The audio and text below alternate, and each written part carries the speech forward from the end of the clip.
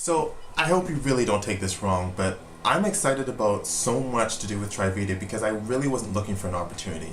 I didn't really need one. I didn't need to spend more time trying to make more money. As a matter of fact, I was probably more time broke than I was money broke.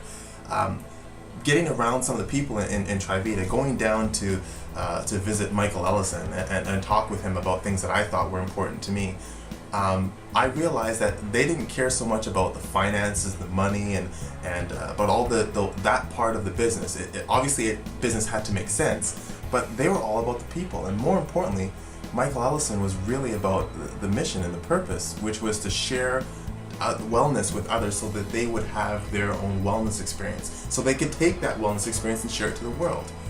I helped a girl, a close friend of mine, her name's Ellen. I helped her get more in shape. Just did what I could do to help her on her wellness journey. She's been helping probably close to a dozen people since that period of time continue to do that. Well, what if one or two of those people are much less prone to having a heart attack because they're a little bit in better shape than they were before? That's exciting. That's amazing. And that's what Michael Ellison was always about.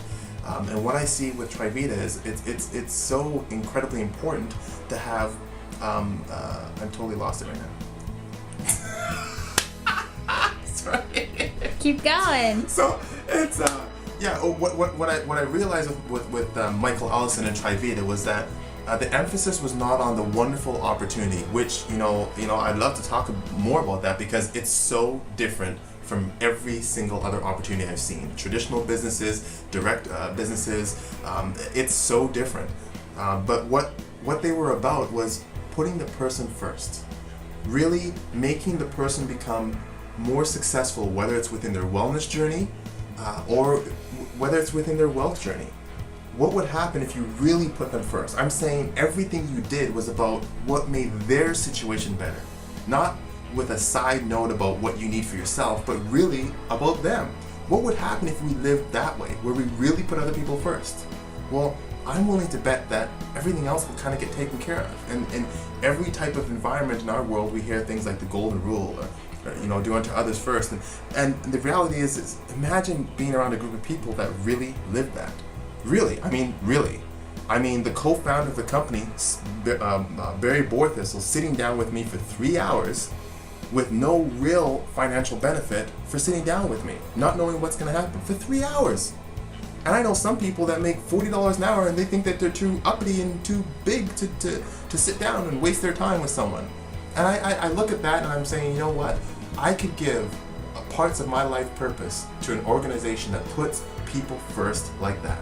Imagine if you were put first like that. What could you do? Well, one person did that to me in my life a long time ago, and I realized that I could do anything that I wanted to, just like my mom always said. Now I imagine, what if there was 20, 30, 40, 50, or 100 people in my life that I could put first, and that belief would give everything that they needed to rocket fuel them to where they need to go. You could change the world. And I know that sounds so crazy, but it's the truth. You could literally change the world, one person at a time, one child at a time, one spouse at a time, one relationship at a time. You can change the world. And if love were to become stronger than personal greed and all that type of nastiness that affects our world, then man, this would be awesome. So that's the biggest thing.